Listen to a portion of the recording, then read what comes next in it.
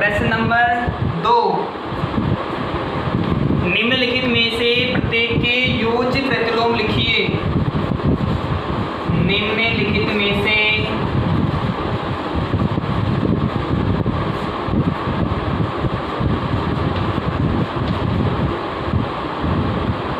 प्रत्येक के योज्य प्रतिलोम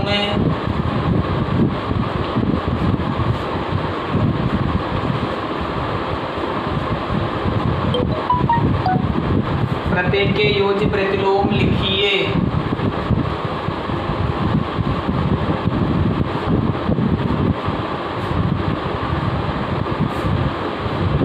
इसका पहला प्रश्न 2.2/8। हमें 2/8 का योज्य प्रतिलोम करना है। योज्य प्रतिलोम में हमने पहले समझा था कि योज्य का अर्थ होता है जोड़ना, और जोड़ने के साथ साथ उसके साथ दूसरा चिन्ह आएगा वो घटाना। योज्य प्रतिलोम में या तो हमें जोड़ना पड़ेगा या हमें घटाना पड़ेगा। अगर पहले से मौजूद जो परिमेय संख्या हमें प्रश्न में दी गई है वो धनात्मक है तो योज्य प्रतिलोम के लिए हमें ऋणात्मक संख्या लेनी है, और अगर ऋणात्मक संख्या है तो हमें धनात्मक संख्या लेनी है। विशेष एक पॉइंट आपको ध्यान ये भी रखना है, अगर आपके पास अंश और हर दोनों में ऋणात्मक चिन्ह दिया गया है, अगर अंश और हर दोनों में ऋणात्मक चिन्ह दिया गया है तो दोनों ऋणात्मक चिन्ह धनात्मक चिन्ह में बदल जाते हैं। ये चिन्ह बदलने के नियम के अनुसार ही होगा।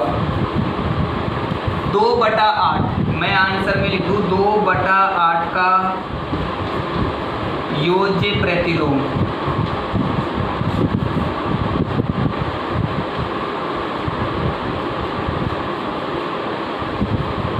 योज्य प्रतिलोम -2/8 होगा।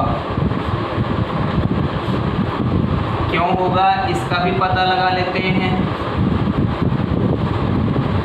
क्योंकि 2/8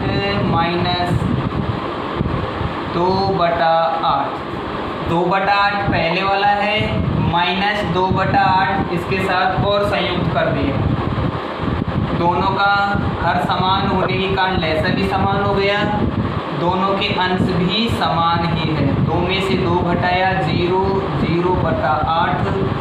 अगर शून्य में हम किसी संख्या का भाग देंगे तो हमें शून्य ही प्राप्त होता है।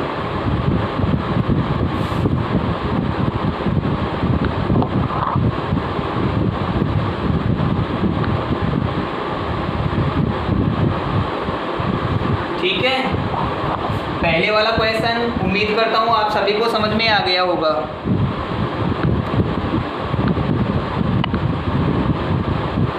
सर कुछ दिख नहीं रहा है।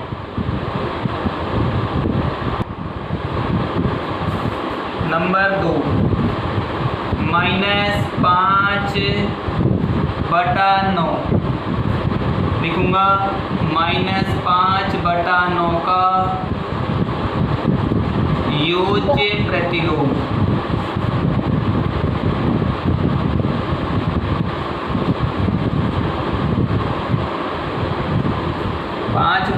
का योज्य प्रतिलोम 5/9 होगा। अभी मैं क्लियरिफाई आपको कर चुका हूँ। अगर ऋणात्मक क्वेश्चन में दे रखा है तो प्रतिलोम में आपको धनात्मक लेना है, अगर धनात्मक आपको प्रश्न में दे रखा है तो आपको आंसर के लिए ऋणात्मक लेना है। प्रतिलोम का अर्थ आपको उल्टा ही समझना है। प्रतिलोम का अर्थ होता है उल्टा होगा, क्योंकि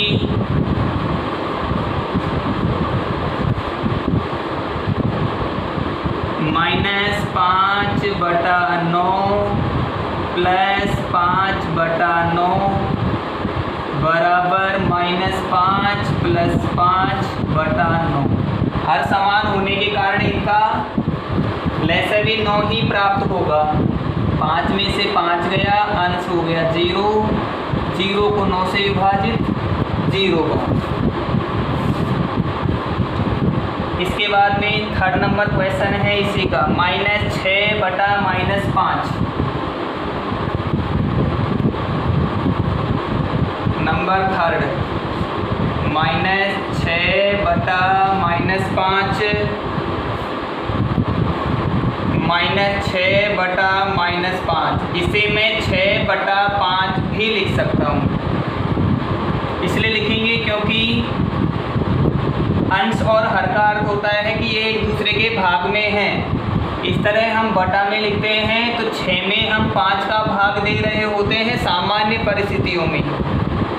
भाग देने पर और गुणा करने पर समान चिन्ह धनात्मक में बदल जाते हैं। अगर वो अलग अलग चिन्ह हैं तो वो ऋणात्मक में चेंज हो जाते हैं। तो मैंने -6/5 को -6/-5 को 6/5 में रख दिया। का योज्य प्रतिलोम।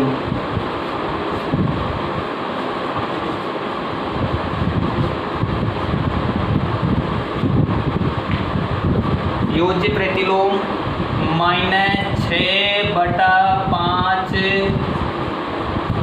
होगा।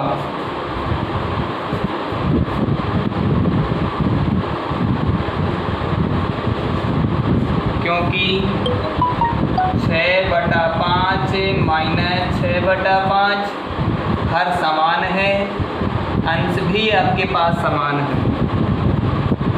0/5 अर्थात 0। और योग प्रतिलोम का अर्थ विपरीत ही होता है। अगर बराबर संख्या में से उतना ही घटेगा तो हमें 0 ही प्राप्त होगा। प्रीवियस डे हम इसकी सत्यता की जांच भी कर चुके थे। प्रश्न नंबर 4 दूसरे में 2/-9। हमें इतना पता होना चाहिए, चाहे अंश ऋणात्मक है तो भी उस परिमेय संख्या का मान ऋणात्मक ही होगा। केवल हर ऋणात्मक है तो भी उस पूरी परिमेय संख्या का मान ऋणात्मक होता है। अगर अंश और हर दोनों ही ऋणात्मक दे रखे हैं तो उस परिमेय संख्या का मान धनात्मक होता है। 2/-9 का योज्य प्रतिलोम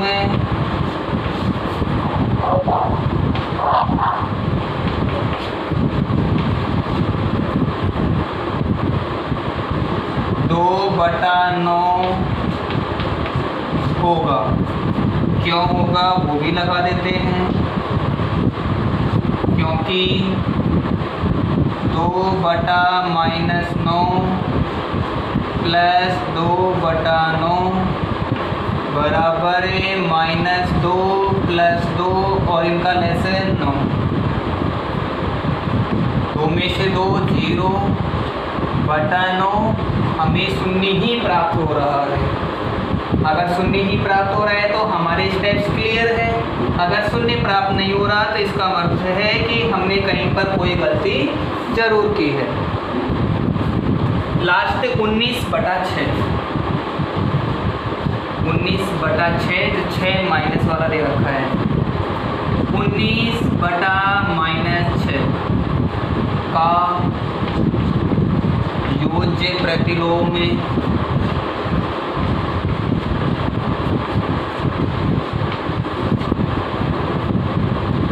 19/6 होगा। क्यों होगा? क्योंकि 19/6 प्लस 19/6 हमें अंश में से अंश को ही घटाना होता है, हरों को आपस में नहीं घटाना होता है। ये परिमेय संख्याओं को हल करने के नियम होते हैं। माइनस स्पष्ट नहीं है। -19 प्लस 19 और प्लस 6। 19 में से 19 गया 0/6 अर्थात 0। प्रश्न नंबर 3। तीसरे प्रश्न में सीधे ही 2 भाग दे रखे हैं। x बराबर 11/15। नंबर 2 x बराबर -13/17 के लिए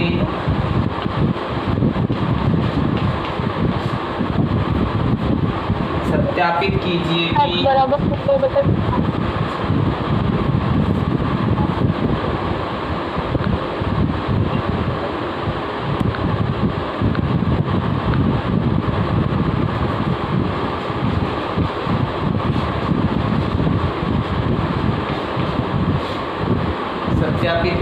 कि माइनस कोष्ठक -x और ये इक्वलेंट वैल्यू x के बराबर। वैसे भी हमें कंफर्म होना चाहिए कोष्ठक के अंदर और बाहर कोष्ठक अगर ऋणात्मक चिन्ह दे रखा है तो हमें उसे हल करते समय धनात्मक कर देना चाहिए, और वास्तव में बराबर में दे रखा है धनात्मक चिन्ह। आपको कोई प्रॉब्लम नहीं होनी चाहिए कि सत्यापित क्यों करना है, क्योंकि आपके पास में जैसे x का मान है इतना रखोगे तब भी वही मान प्राप्त हो जाना चाहिए, और हमें यही मान प्राप्त करना है। कैसे? x बराबर 11/15 के लिए हमें फॉर्मूला दिया गया है, उसके अकॉर्डिंग x बराबर 11/15 रखने पर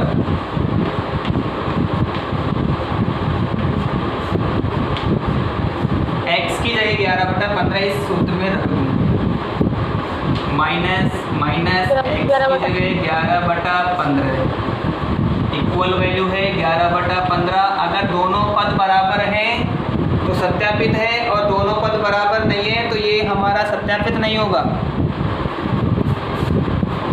अगले स्टेप में माइनस प्लस कोष्ठक को हल कर दिया हमने। 11/15 बराबर 11/15, दोनों पक्ष समान है,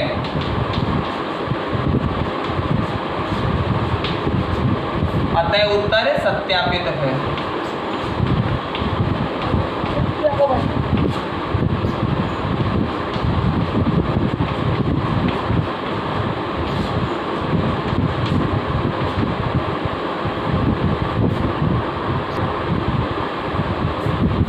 इसका पार्ट नंबर 2, x बराबर -13/17 के लिए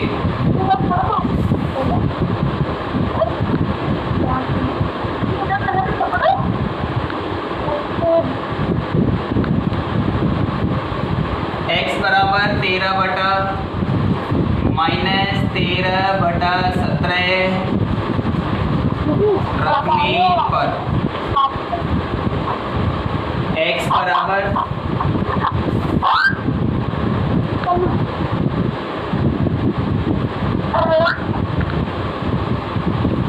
-13/17 रखने पर सूत्र प्रतिस्थापित करूंगा।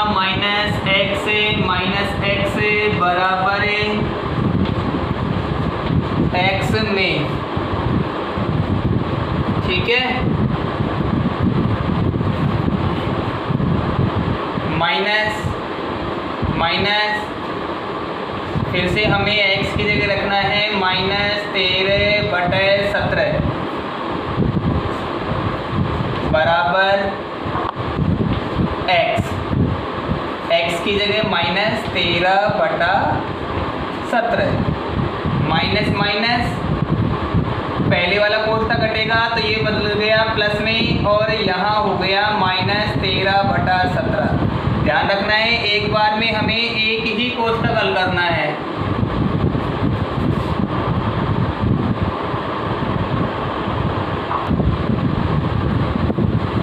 आगे बराबर -13/17 प्लस माइनस ही होगा, अलग अलग चिन्ह होंगे। -13/17 बराबर -13/17। यही हमें करना था। दोनों पक्ष बराबर हैं, दोनों पक्ष समान है,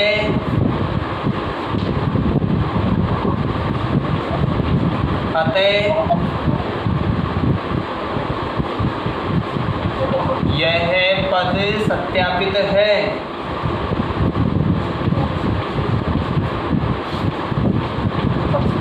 ठीक है।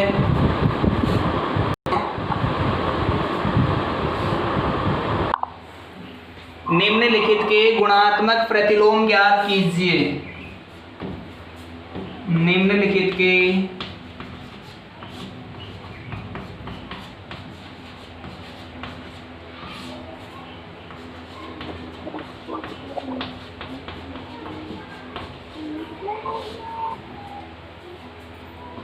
प्रतिलोम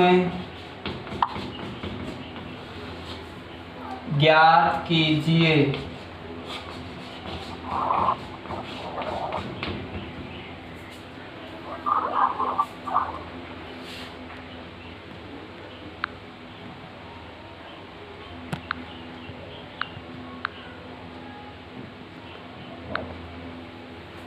पहला प्रश्न, -13 इस संख्या के बटा में कुछ भी नहीं है। हम इस प्रश्नावली में पढ़ रहे हैं परिमेय संख्याएं। 13 के बटा में कुछ भी नहीं था। परिमेय संख्याएं वही होती है जिन्हें P/Q के रूप में दर्शाया जाता है। P/Q के रूप में हो ही गया। अब मैं लगा दूं -13/1 का गुणात्मक प्रतिलोम। -13/1 का गुणात्मक प्रतिलोम।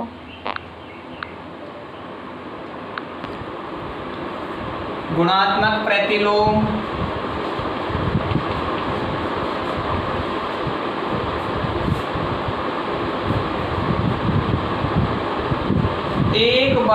(1/-13) होगा, क्योंकि गुणा का प्रतिलोम होता है भाग, और भाग को हल करते हैं उस दौरान पहले वाला पद बदल जाता है। जैसे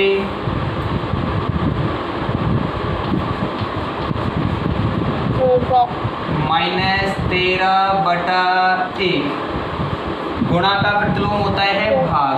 मैंने भाग लगा दिया। अगर इसी संख्या को दोबारा से लिखा जाता है 13/1, माइनस वाला है, माइनस ही लिखना पड़ेगा। -13/1 भाग को हल किया, गुणा में कन्वर्ट करेंगे और 1/-13 हो गया। -13/1 का गुणात्मक प्रतिलोम हमें प्राप्त हुआ 1/-13।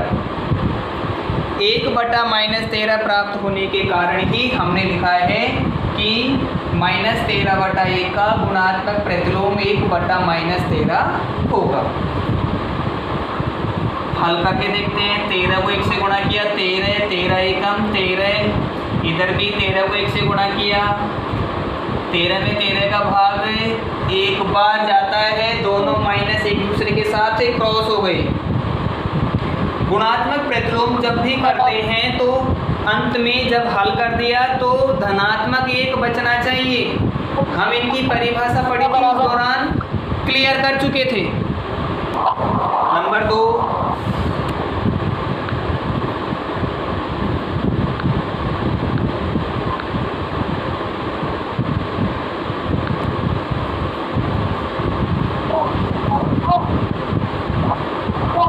-13/19 -13/19 का गुणात्मक प्रतिलोम।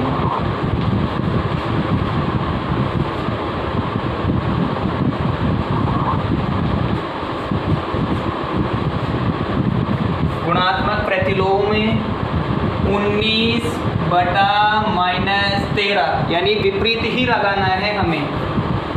होगा, क्योंकि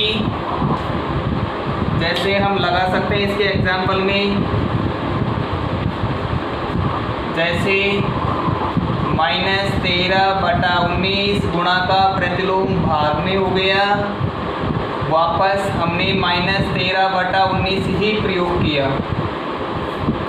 एक साथ दो चिन्ह नहीं आ सकते, इसीलिए हमने सेपरेट कर दिया एक कोष्ठक के द्वारा। -13/19 भाग को हल करते हैं, उस दौरान गुणा में कन्वर्ट करते हैं और आगे वाला पद बदल जाता है।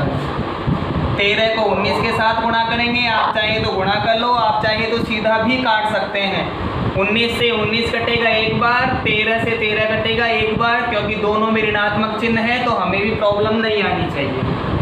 19 एकम 19, 13 एकम 13 और प्राप्त हो गया कितना? 1।